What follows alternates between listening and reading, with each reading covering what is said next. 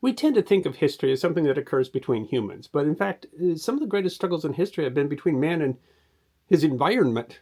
As our civilization has grown, we continually sought to tame, to exploit, and to protect ourselves from nature and all of its creatures.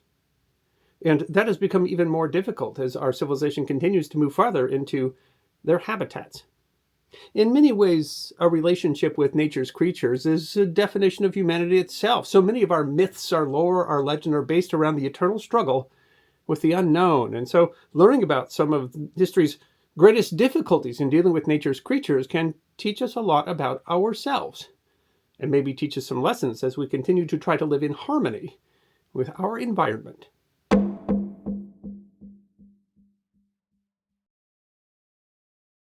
While its name may not be familiar to you, the Champawat tigress was one of the most prolific of the so-called man-eaters in recorded history. She started killing in Nepal sometime around 1903. As villagers started disappearing, hunters were dispatched, but found the animal difficult to track. In fact, man-eaters can be particularly clever. This tiger, or rather as it was later determined, tigress, could be quite bold, attacking from ambush to pull a person from a crowd, and yet seemed to know to avoid people who were armed. As she continued to evade hunters and the death toll rose, the government eventually dispatched soldiers of the Nepalese army, who still failed to catch the animal, but whose widespread action seems to have driven her to cross over into India. By then, she had killed more than 200 people in Nepal. Tigers are among the largest of the world's great cats. Males can weigh over 700 pounds or 325 kilograms. They attack from ambush, typically from the side or behind, and are capable of bringing down an adult Indian rhinoceros. Conflicts between humans and tigers are not uncommon. Patrick Greenfield noted in The Guardian in 2025 that an outbreak of African swine flu among wild boars, a favored prey, led to a spike of tiger attacks on humans last winter. Greenfield reports that some regions have seen a 1,000% increase in human-tiger conflict incidents as African swine fever has spread. One expert told The Guardian the tigers are hungry. Still, the Siberian tigers affected are rarely dangerous, and only 7 human deaths were attributed to them between 2010 and 2024. But even though tigers do not prefer humans as prey, and man-eating tigers are rare, it is estimated that tigers have killed as many as 1 million people over the last 5 centuries. After being driven into India, the tigress settled into the remote Champawat district, where she became even more dangerous and territorial. She had learned hunters' behavior and continued to evade them. She became bold enough to attack villages in the middle of the day. Villagers refused to go out and boarded up their windows, convinced that rather than a tiger, they were being hunted by demons. In 1906, an administrator invited a noted game hunter named Jim Corbett to hunt the Champawat tigress. Corbett was an officer in the British Indian Army who had been raised in India and was a famously skilled hunter and crack shot. After setting the condition that all bounties be removed and that other hunters and soldiers be removed from the hunt, he hunted down and killed the tigress in 1907. Her fatal mistake was boldly killing a 16-year-old girl, her last victim, and thus leaving a trail that Corbett was able to follow. After finding the general location where the tiger had been hiding, he organized 300 villagers to do a beat the next day, walking in line through the forest making noise, driving the tigress out where Corbett could kill her. Upon examination, the tigress was found to have lost the upper and lower canine teeth on the right side of her mouth, apparently from a hunter's bullet. The damage had made it difficult for her to catch regular prey, and that was likely both what had driven her to become a man-eater and what taught her to avoid men with guns. The 16-year-old girl had been the Champawat tigress's 436th confirmed human victim. Corbett was also credited with the killing of the Chowgarh tigers. This pair of man-eating Bengal tigers, an old tigress and her subadult cub, terrorized the Kumaon region of northern India from 1925 to 1930. The pair was responsible for a reported 64-plus human deaths over 1,500 square miles. The tigress was unable to hunt normal prey due to her age. Corbett killed the cub in 1929, but there was a gruesome twist. The tigress had apparently relied on the cub to quickly dispatch victims. After the death of the cub, the attacks became more grisly until Corbett finally killed the tigress in 1930. On June 9, 1918, a woman in the tiny village of Bhinji in the Rudraprayag district of northern India woke from her sleep, aware of a dangerous presence in her house. She caught a brief glimpse of a powerful creature backing out of her hut. When she and her husband lit a lamp, they found that their 7-year-old son was gone. He was the first known victim of the terrifying beast that would become known as the man-eating leopard of Rudraprayag. The creature terrified the surrounding countryside for 8 years. The best hunters would try to track it, always to lose its trail. People became terrified to travel between the 40 or so kilometers between the Hindu temples of Kedarnath and Badrinath, high in the Himalayan mountains. Villagers refused to go out at night, only to have the creature tear down doors or tear through mud or thatch walls to grab victims from their homes to be devoured. The leopard can be a deadly foe. A large nocturnal hunter, it is stronger proportionally than the larger lion or a tiger, and hunters describe it as more cunning than either. They can run more than 60 kilometers per hour, have a greater agility, stealthiness, ability to climb, and better developed sense of smell than a tiger. And being smaller, they can conceal themselves more easily in more meager cover. And once a leopard kills and eats a human, they are likely to persist as man-eaters. The Leopard of Rudraprayag, in fact, once entered a pen filled with goats and ignored the goats, choosing instead to eat the sleeping 16-year-old goat herder in the middle. While man-eating leopards are rare and represent a very small proportion of leopards, they are persistent pests to humans even today. A period of rapid urbanization at the end of the 19th and turn of the 20th century resulted in particular conflict between people and leopards in India, where nearly 12,000 deaths were officially attributed to leopards between 1875 and 1912. The conflict between humans and leopards continues. A December edition of the Kathmandu Post noted that fear had spread through the Bardia district of Nepal after 3 people were killed by leopards in the single month of December. A wildlife expert was quoted in the Post that leopards, especially females with cubs or injured individuals, can become aggressive and venture into human settlements in search of easy prey. The expert stressed the need for awareness programs in high-risk areas. But the leopard of Rudraprayag was not a typical man-eater. Eventually, the leopard garnered enough attention that the government responded, first by offering bounties and then by sending hunters, and finally by detaching a battalion of soldiers. But the leopard of Rudraprayag proved to be exceptionally clever, evading and escaping traps and proving impossible to track. The people became convinced that the leopard was in fact a demon and started to fear reporting him to hunters for fear of raising his ire. In at least one reported case, a sadhu, an Indian holy man, was burned alive in his hut by people convinced that he was transforming into the beast at night. In 1925, the government again sought the help of Jim Corbett. Corbett unsuccessfully hunted the leopard, which showed an almost mystic ability to understand and foil traps, for nearly a year and a half, noting that the leopard was apparently even more clever than man-eating tigers. Finally, in May of 1926, Corbett killed the animal, only because of a lucky shot made in the dead of night. By that time, the leopard of Rudraprayag had killed, by official records, 126 people, although Corbett assumed that the toll was likely higher as attacks were not always reported. While the exceptionally large male leopard was aged and showed wounds from several attempts to kill it, it would have been relatively young when it started killing humans 8 years before. While man-eating big cats are often injured or diseased or somehow unable to hunt their normal prey, Corbett theorized a different explanation for the leopard of Rudraprayag. He theorized that the bodies of the victims of the devastating influenza pandemic of 1918 had not been disposed of properly. The leopard had started eating the corpses, and having identified humans as a source of food, once the disease subsided, turned to hunting them. Although man-eaters often have injuries that prevent them from hunting normal prey, a study in 1967 determined that nearly 8% of man-eating leopards were, like the leopard of Rudraprayag, uninjured adult males. The story of the leopard of Rudraprayag is useful for understanding the nature of what makes history forgotten. Had a beast in Europe or the U.S. at the turn of the 20th century eaten 100 people, it would not have taken 8 years to track it down, and its name would be known everywhere. The leopard of Rudraprayag, however, would likely be completely unknown outside of the region where it ate people, had Corbett not published a book on the hunt in 1947.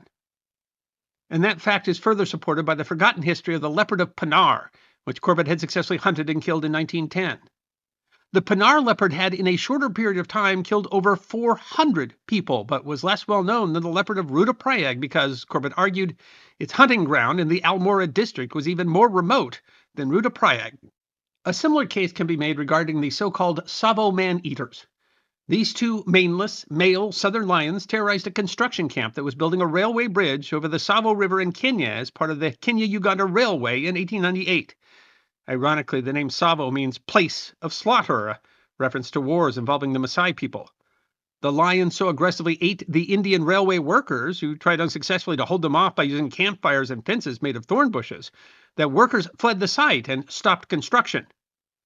Finally, after many unsuccessful attempts, the engineer in charge of the project, an army officer named John Henry Patterson, was able to successfully kill both lions. The second reportedly had to be shot 9 times before it died. While there were estimates that the Tsavo lions killed as many as 140 people, more recent estimates based on Patterson's journals and an analysis of the lion's teeth suggest that the number was likely not more than 35. It isn't clear why the lions became man-eaters, but one possibility is that the lions had become accustomed to finding human bodies along the river, which was along the path of the Arab slave trade to the trading center of Zanzibar. Analysis of their skulls and teeth suggests that abnormalities in the teeth and jaw might also have made it more difficult for one of the lions to catch and eat normal prey, prompting him to supplement his diet with railroad workers. That lion then likely taught the other. Lions are generalist hypercarnivores, which means that they can survive and adapt to a variety of conditions and prey, but their diet is more than 70% meat. Chemical tests on the hair and bone collagen of the Tsavo lion suggest that their diet was about half made up of humans. The most social of the large cats, lions are effective cooperative hunters, but also may hunt on their own, where they are effective ambush hunters. While leopards might be stronger pound for pound, lions are some 2.5 times larger than leopards on average.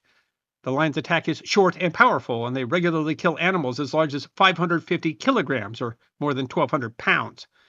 While rare, attacks still occur. In 2025, Bernd Kebbel, a 59-year-old Nambian businessman and philanthropist who supported desert lion conservation, was killed while on a safari in Nambia by a lioness named Charlie. Charlie was well known, had appeared in wildlife films. The Desert Lion Conservation Project said of her, Charlie was most likely the single most valuable tourism asset on the Honeb River for the past 4 years. Thus, however, the problem, as increased tourism and guides failing to follow rules about distance and interaction caused Charlie, the foundation surmises, to lose all of her natural fear and respect for vehicles and people. Much like the Leopard of Rudraprayag, the Tsavo lions likely would not be remembered had Patterson not written a book on them in 1907, which has then been referenced in popular culture, notably in the 1996 film The Ghost in the Darkness, starring Val Kilmer and Michael Douglas. The movie was highly fictionalized, however, both inflating the lion's death toll and having the lions kill Michael Douglas's character, who was entirely fictional. Patterson later sold the skins and skulls of the Tsavo man-eaters to the Chicago Field Museum, where they are on display. But like the Leopard of Rudraprayag, the Tsavo lions were relatively well known, next to the much more prolific man-eaters of Njombe. A virulent epizootic of a virus called rinderpest hit Africa near the end of the 19th century and continued to plague Africa through the first half of the 20th century. Rinderpest, German for cattle plague, is similar to canine distemper and affects even-toed ungulates such as cattle, domestic buffalo, and animals such as antelopes, giraffes, and wildebeests. The human measles virus is thought to have emerged from the rinderpest virus. It can be devastating to animal populations. The 1890 rinderpest epizootic killed an estimated 90% of the cattle in sub-Saharan Africa. In a response to an outbreak along the border between Malawi and Zambia, authorities attempted to keep the disease from spreading to domestic herds by culling populations of game animals, and that in turn caused a shortage of food for the local prides of lions. One pride in an area of southern Tanzania found another food source. Between 1932 and 1947, the pride of 15 lions started hunting the local people. Their behavior actually changed. For example, they made their attacks in the afternoon, uncommon for lions. At night, they would travel as far as 30 kilometers to attack an unsuspecting village the next day. The men hunting them even claimed that they seemed to have set up a sort of relay network that allowed them to drag their prey deeper into the bush to be devoured. Over the 15-year period, the pride, likely at least 3 generations of lions, were estimated to have eaten between 1,500 and 2,000 people.